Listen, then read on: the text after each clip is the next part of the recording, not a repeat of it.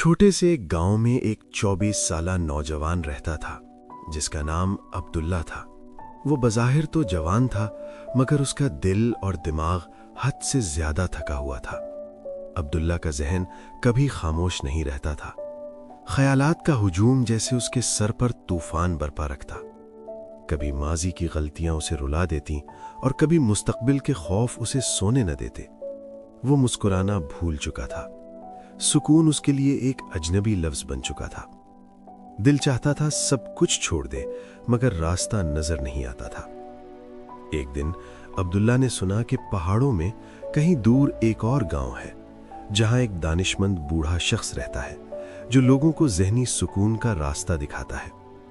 کہا جاتا تھا کہ وہ کبھی شہر میں ایک مشہور ماہر نفسیات تھا مگر اب اس نے ہنگامہ چھوڑ کر قدرت اور خاموشی میں زندگی گزارنے کا انتخاب کر لیا تھا اور آنے والوں کی رہنمائی کرتا تھا۔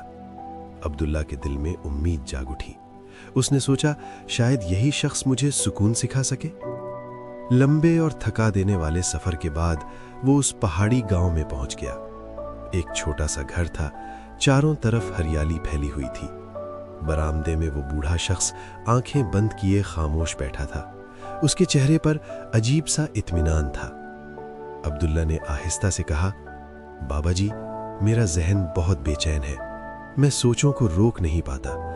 میرے دل کو سکون چاہیے۔ کیا آپ میری مدد کر سکتے ہیں؟ بوڑھے شخص نے مسکرا کر عبداللہ کو صحن میں لے جا کر ایک گلاس پانی سے لبالب بھر دیا اور کہا، اس گاؤں کے آخری سرے تک جا کر واپس آؤ مگر پانی کا ایک قطرہ بھی نہیں گرنا چاہیے۔ عبداللہ آہستہ آہستہ چلنے لگا۔ راستہ تنگ تھا، لوگوں کی آوازیں تھیں، شور تھا مگر اس کی نظریں صرف گلاس پر جمی ہوئی تھیں، ہر قدم پورے ہوش کے ساتھ۔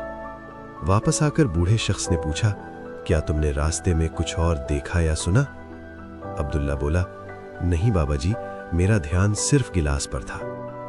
بوڑھے شخص نے مسکرا کر کہا، بس یہی سکون کا راز ہے۔ جب ذہن اس لمحے میں ہوتا ہے تو ماضی اور مستقبل خود بخود خاموش ہو جاتے ہیں۔ عبداللہ کی آنکھیں نم ہو گئیں۔ اسے سمجھ آ چکی تھی کہ سکون باہر کہیں نہیں بلکہ اسی لمحے میں ہوتا ہے جس میں ہم موجود ہوتے ہیں۔ وہ واپس لوٹا مگر اب وہ پہلے جیسا بے چین نوجوان نہیں تھا۔ اگر آپ کو یہ کہانی پسند آئی ہو تو لائک۔ اگلی کہانی تک خود کو سنبھال کر رکھیے اور دل کو سکون میں رکھیے۔ اللہ حافظ۔